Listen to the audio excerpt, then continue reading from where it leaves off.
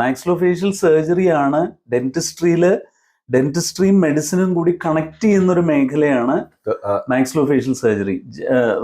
General medicine and സർജറിയും ഡെന്റിസ്ട്രിയും കൂടെ കണക്ട് ചെയ്യുന്ന ഒരു ലിങ്കാണ് മാക്സിലോഫേഷ്യൽ സർജറി.